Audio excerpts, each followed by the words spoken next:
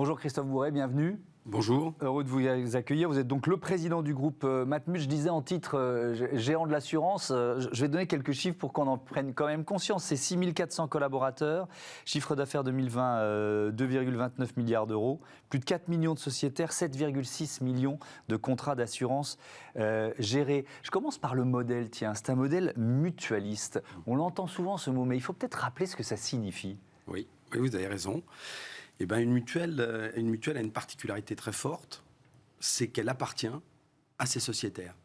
Donc, les actionnaires, les propriétaires de l'institution sont tous nos clients.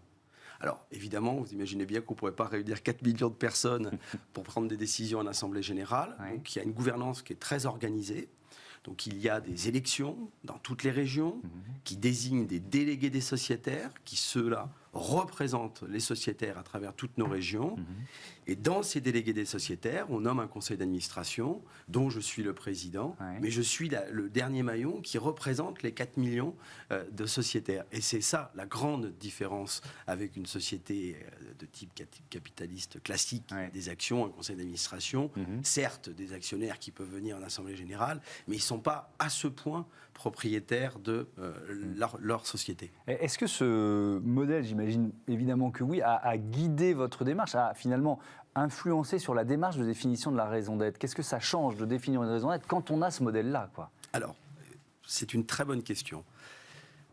En fait, je l'ai dit à plusieurs reprises, mais on n'a pas attendu 60 ans pour avoir une raison d'être. Et en fait, la raison d'être de la Matmut, c'était celle du mouvement mutualiste. La base, justement, amener des produits à tout le monde, avec, pour les mutuelles d'assurance, des mutuelles sans intermédiaire, pas de courtage, essayer d'avoir des produits au plus près des gens.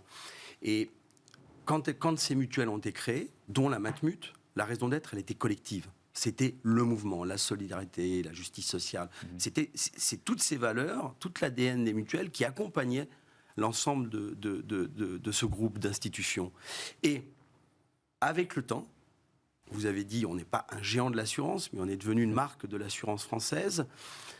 Toutes ces mutuelles ont eu des chemins, des destins différents. Et tout ce qu'elles faisaient ensemble, elles ont commencé à le faire individuellement. Elles se sont regroupées, ont formé de gros groupes d'assurance qui ont pu, ou non, pas pu garder l'ADN mutualiste. Donc nous, on a considéré, puisqu'on n'a pas changé depuis 60 ans, mais par contre, je pense qu'on n'a jamais été aussi moderne par rapport aux besoins de la société, que d'affirmer une raison d'être maintenant, c'était pas dire oui, on est la énième raison d'être qui sort d'une société, c'était réaffirmer notre positionnement mutualiste dans l'environnement actuel. Alors cette raison d'être, nous assurons, nous accompagnons, nous protégeons, nous nous engageons. C'est notre raison d'agir au quotidien pour aider chacun à construire et rêver demain.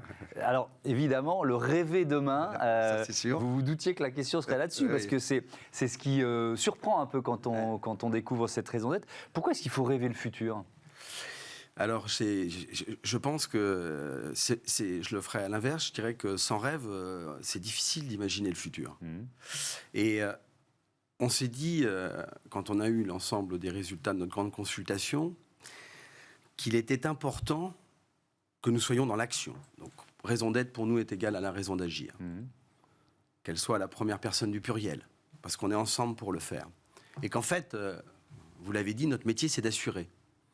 Et que si on était capable, à travers la révélation de cette raison d'être, d'apporter à nos sociétaires le confort que doit apporter un assureur pour que justement ils se sentent dégagés de risques potentiels pour pouvoir se projeter, on l'aidait à rêver demain et surtout à construire ses rêves de demain. C'est comme ça qu'on a fini par se rêver demain. Ouais, donc il faut se projeter dans l'avenir, quoi. Ça vous semble être une des missions d'un groupe comme le vôtre? Alors, c'est l'une des missions, mais c'est notre mission collective. Notre mission collective. Aujourd'hui, alors, j'ai regardé, on a fêté nos 60 ans, donc j'ai regardé mes prédécesseurs, et en fait, on parle des grandes transitions énergétiques, écologiques aujourd'hui. Elles sont réelles, tout est la digitalisation de l'économie, tout est réel. Mais pendant 60 ans, il y a eu un perpétuel mouvement. Il y en a eu d'autres, des mutations. Voilà. Et donc, on est toujours obligé, nous, de se projeter pour accompagner ces grandes transitions. Alors, vous l'avez évoqué, mais pour définir cette raison d'être, vous avez scruté les préoccupations de vos sociétaires, un baromètre qui a été réalisé par Opinionway, qui était révélé d'ailleurs en juin dernier, et 135 000 participants, près de 88 000 ayant répondu à l'intégralité du questionnaire. Donc ça vous a surpris, j'imagine. Mais alors, quand je me suis mis à votre place, comment faire la synthèse, quoi, quand on reçoit une telle masse de réactions, d'informations, parfois de tripes, hein, parce que j'imagine qu'il y a des choses très personnelles. Alors c'est très juste, et heureusement que nous étions accompagnés. Oui. Nous n'avions pas fait ça de l'intérieur parce qu'on n'aurait pas pu traiter l'ensemble de l'information. Oui, on est largement au-dessus de ce qu'on escomptait. Et on a eu, en fait, je pense que le contexte dans lequel nous vivons depuis maintenant 18 mois, et j'espère dont nous allons sortir très très très prochainement, en tout cas c'est bien parti, a fait que les gens ont besoin de s'exprimer. Et comme cette grande consultation avait pour objectif aussi d'évoquer les grands sujets sociétaux et de faire, selon la méthode de l'entonnoir bien connue, de descendre vers nous et vers notre métier derrière, on a eu une expression qui a été vraiment très très forte des gens sur les grands sujets sociétaux qui aujourd'hui les préoccupent énormément. Et c'est ce qui nous... Oui. Il fallait absolument que ça sorte. Et alors donc je reviens à la question sur la synthèse. C'est-à-dire, il y a des lignes de force qui sont ressorties, des thèmes communs, c'est ça? Oui, on ne pourra pas évidemment balayer toutes les questions qui ont été posées à nos sociétaires, à nos actionnaires, à nos délégués des sociétaires et même à nos salariés. Mais ce qui est ressorti, c'est que, et je vous remercie de parler de cette synthèse, c'est que le fait que nous ayons fait cette consultation pendant la crise Covid est très positive, parce qu'elle est révélatrice. On exprime son stress, on exprime même sa pensée un peu profonde. Et on s'est rendu compte, donc les 4 éléments majeurs, c'est quoi? La santé. Logique, contexte, mais la santé sous tous ses aspects. C'est l'accès aux soins, c'est la capacité à y répondre rapidement, de ne pas se retrouver dans des domaines de saturation comme on l'a vécu avec les hôpitaux, la recherche. Donc c'est une préoccupation première, et d'être accompagné dans ce domaine qu'est la santé avec des produits de plus en plus sophistiqués. Je crois que c'est une attente profonde. D'ailleurs, en passant, vous voyez, nous, en décembre 2020, si vous étiez sociétaire de notre mutuelle de santé, on a apporté en plus, pas de changement tarifaire, par exemple, des soins psychologiques à l'ensemble des jeunes qui en avaient besoin. Imaginez, on a eu, je ne veux pas dire de bêtises, mais 13 000 consultations. Pour vous dire que c'était un besoin. Donc, vous voyez, ça s'est exprimé en synthèse. Le deuxième point, c'est la peur. La peur dans la société du déclassement. Cette crainte, elle était majeure. Avant, et lorsque nous faisions nos études, nous avions une crainte chez les personnes âgées qui rentraient à la retraite, les seniors, du lendemain, et on avait des craintes qui s'exprimaient sur les jeunes qui rentraient dans la société et qui ne savaient pas trop comment ça allait se produire. Et là, en fait, c'est tout confondu. C'est les ados, enfin, c'est les jeunes, c'est les 30-40, c'est les grands-parents, c'est les seniors. Il y a une crainte du déclassement, la peur du lendemain. Je perds mon emploi. Et là, pour le coup, on s'est rendu compte que c'était généralisé à toutes les classes d'âge. Ça, c'est nouveau pour nous. D'accord, donc ça, c'est le deuxième élément. Le deuxième élément. Le troisième? Alors, le troisième élément concerne les données, la protection des données. On a été extrêmement étonnés de voir que ce sont les jeunes qui se sont le plus exprimés sur le sujet. On pensait, par définition, qu'on allait plutôt trouver une population de personnes âgées qui allait répondre sur ce thème de la donnée. Eh bien, pas du tout. C'est une préoccupation des jeunes, la protection de leurs données, de leur environnement, qui est aussi liée, derrière, tout de suite, à la cybercriminalité, puisque, par définition, les deux sont liés. Et cette crainte, là, elle est vraiment dans nos transitions, de grandes transitions de société, elle est vécue maintenant, toute génération confondue. Et le dernier point, je dirais, c'est sur les solidarités, puisque on ne va pas réinventer la solidarité, vous êtes d'accord? Mais on sent bien qu'il y a des attentes un peu nouvelles. Vous voyez, et c'est encore aussi une transition là plutôt, je dirais, liée à l'innovation. C'est toute la technologie pour les handicapés, c'est toute la technologie pour les personnes âgées, prothèses auditives, exosquelettes pour les handicapés des jambes. Et il y a véritablement une attente de la part des gens sur ces nouvelles solidarités. Christophe Bourret, j'avoue, j'ai été surpris de ne pas voir, et là vous venez de faire la liste des éléments saillants, etc., de ne pas voir ressortir les enjeux de climat et de biodiversité. Ils n'ont pas été, j'imagine, gommés, ils sont présents, mais ils étaient moins saillants, moins prioritaires que les autres. Non, mais c'est que c'est totalement consensuel. C'est acquis, c'est rentré, et je crois que c'est le domaine dans lequel on vit déjà. Ouais. Là, on a eu une détection. Ce que je vous ai donné comme information était de la détection d'éléments pour nous très importants dans la poursuite et la conduite de nos produits, de notre métier. Et même de l'approche qu'on aura vis-à-vis de nos sociétaires. La transition, elle est déjà très ancrée dans tous les esprits. Et c'est vrai que vous voyez qu'on n'a pas eu d'étonnement. C'est pour ça que je vous en ai pas parlé, mais il y a eu toute une série de questions sur la transition énergétique écologique. Pourquoi ? Parce qu'on a aussi pas mal d'actions dans ce sens-là au sein de l'entreprise en termes d'RSE, et on voulait tester, savoir si on était au rendez-vous. Et les gens sont très aguerris à ce sujet-là. Ils sont dedans. Est-ce que ces catastrophes climatiques qui sont de plus en plus nombreuses et qui sont de plus en plus violentes, est-ce qu'elles remettent en cause le modèle assurantiel ?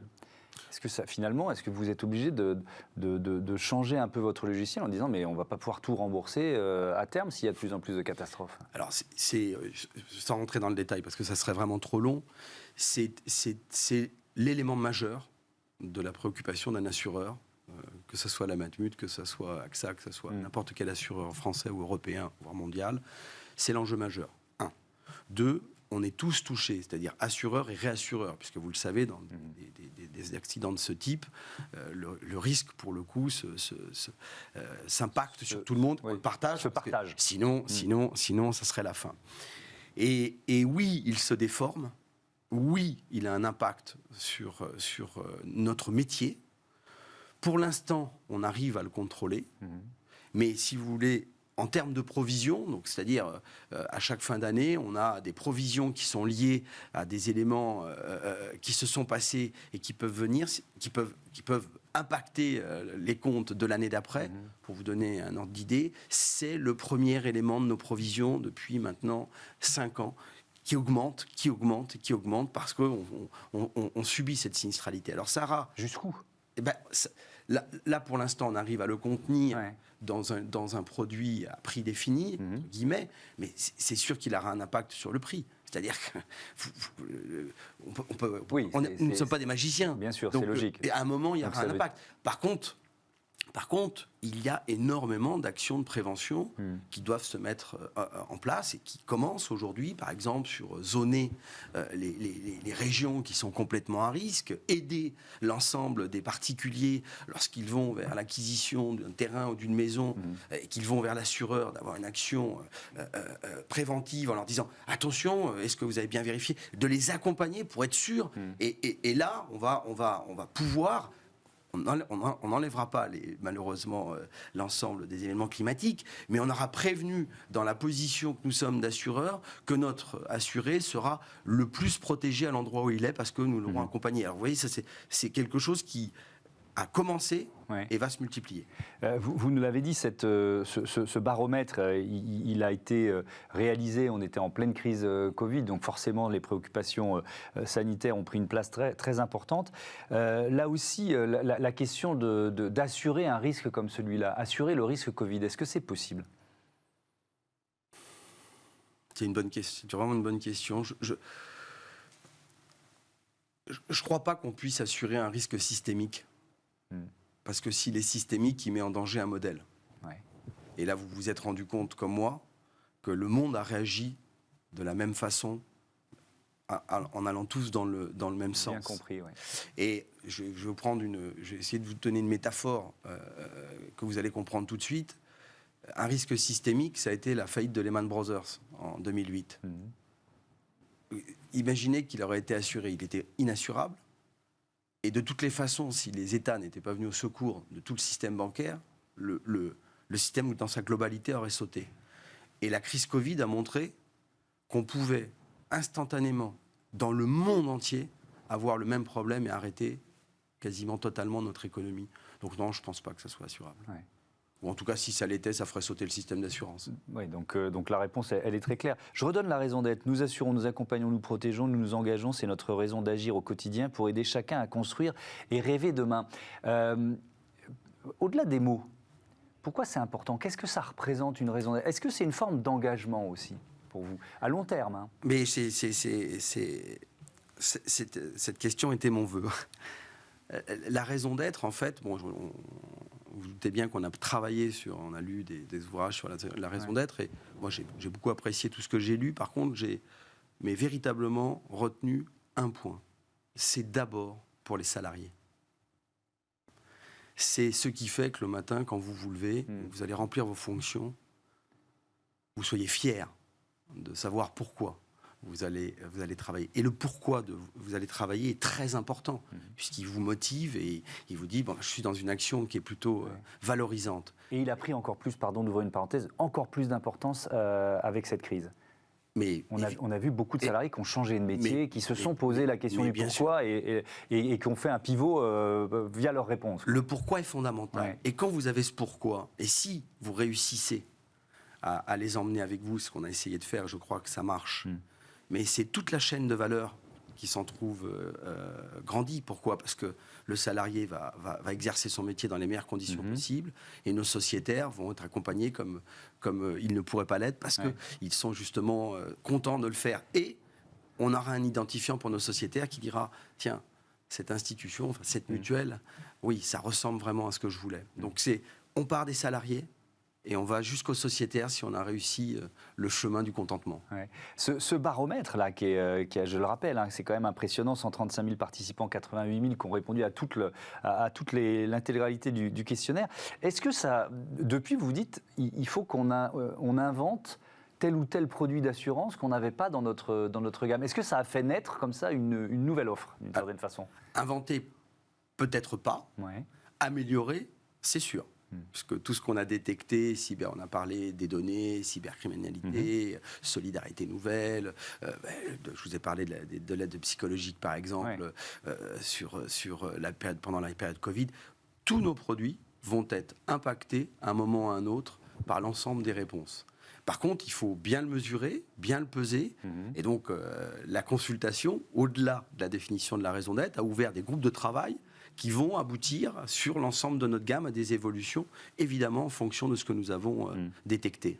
44% des sociétaires qui ont participé à ce baromètre estiment que le soutien de la Matmut à la recherche scientifique et médicale est essentiel. Oui. Je voudrais faire un focus là-dessus. Je vous explique pourquoi. Il y a quelques jours, à votre place, il y avait Patricia Ricard, qui est la présidente de l'Institut océanographique Paul Ricard, et elle appelle justement les grandes entreprises à faire de la philanthropie scientifique. C'est-à-dire, elle dit ce que les fondations, ce qu'elles dépensent pour la culture, et c'est vrai qu'il y a beaucoup d'entreprises qui soutiennent la culture depuis des décennies, il faut qu'elles le fassent aussi pour la science, parce que les chercheurs passent trop de temps à courir après des financements, etc., etc.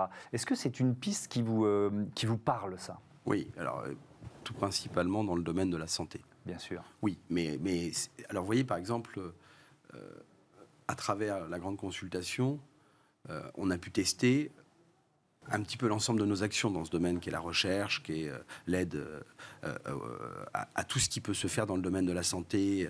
On parlait d'exosquelettes, c'est une fondation qui s'appelle CARPAP que nous soutenons. Nous sommes, entre guillemets, cofinanceurs de l'Institut Montsouris dans le 14e. Il s'appelle l'IMM. Nous avons des participations dans des sociétés de recherche appliquée dans la chirurgie cardiaque. Nous sommes aussi cofinanceurs d'un centre qui s'appelle La Gabrielle, qui accueille 500 personnes handicapées, tout handicap, Asperger, autiste, trisomie 21. Et vous voyez, on est très présent. Par contre, on ne le faisait pas trop savoir. Parce que c'est dans notre ADN, c'est notre identité de mutualiste, justement, d'avoir l'ensemble de ces actions. Et vous avez raison, il faut le faire savoir et il faut essayer d'emmener les autres avec vous. Par exemple, dans les domaines que je viens de vous citer, on est avec une autre mutuelle qui pourrait être, qui est un concurrent, mais on le fait ensemble. Et il n'y a pas de raison, justement, que dans ces domaines extrêmement pointus, comme la recherche, le soutien d'un hôpital, tout ce qui va avec, on ne puisse pas le faire tous ensemble, justement, pour se substituer quelque part aussi au fait que l'État est un peu moins présent pour soutenir ce type d'établissement ou ce type de recherche appliquée, par exemple. C'est de la philanthropie ou c'est un peu à la marge, quoi? Ben, je vais vous dire que, vous savez quoi, je vais vous dire que, vous avez trouvé la réponse un peu basique, mais c'est notre raison d'être. Les mutuelles, c'est ça. Les mutuelles, on est d'abord, on fait bien notre métier, il faut qu'on ait de la croissance, il faut qu'on soit rentable. Et la chance que nous avons, pour revenir à votre première question, c'est que nous ne distribuons pas de dividendes à des actionnaires. Et donc, l'ensemble de ce que nous pouvons dégager de la réussite de notre métier d'assureur, il faut que nous le déployions intelligemment, tant d'abord pour nos sociétaires et moderniser la maison, et à côté d'aider justement, de suppléer aux attentes qu'il y a dans tous les domaines que sont la santé, la recherche, l'inclusion, tous les domaines que vous évoquez souvent dans votre émission. Ouais. Les valeurs, on va terminer là-dessus, vous les avez évidemment développées, nourries, mais en quoi l'année écoulée finalement, parce que ça a été un processus, c'est un processus très long. Hein. Quasi 2 ans. Quasi 2 ans, donc c'est énorme. Est-ce que ça a fait un peu évoluer les valeurs que vous voulez partager avec vos salariés et avec finalement le grand public? Écoutez, ce sera une très bonne conclusion pour moi. La Matmut a eu 2 présidents, je suis le 3e, et on a distingué 2 grandes phases. Il y a eu la phase, je vous ai dit, de la naissance du mouvement mutualiste, pas besoin d'avoir de raison d'être. On était parti dans un grand mouvement et ça a été la mise en place de la Matmut, mais aussi d'institutions comme la Maïf, la MAF, la Massif. Il y a eu une 2e phase de mon prédécesseur, Daniel Avis, où ça a été la conquête. Ce que vous avez dit, le géant de l'assurance. Alors, c'est pas géant, mais c'est de faire rentrer la marque Matmut dans le cercle privilégié de l'assurance française. Et la 3e phase, et c'est ça qui nous l'a révélé, c'est qu'il faut que maintenant que nous sommes à cette place, nous revenions à nos valeurs, à notre origine, à notre ADN, et que nous soyons présents sur ce qu'attendent nos sociétaires, c'est-à-dire d'être plus visibles sur ces sujets-là. Nous le faisions, mais on le faisait de façon un peu confidentielle. Et je crois que vous avez raison, ça a poussé toute l'entreprise à se dire, mais non, mais... Enfin, n'ayons pas peur d'afficher ce que nous sommes, ce que nous faisons, où nous le faisons, alors qu'avant on le faisait parce que c'était dans notre ADN, mais de façon un peu confidentielle. Et ça, je crois que ça a été vraiment le révélateur. Merci beaucoup, merci. Christophe Bourret, à bientôt sur Bismart. C'était passionnant. On passe à Smart Ideas tout de suite.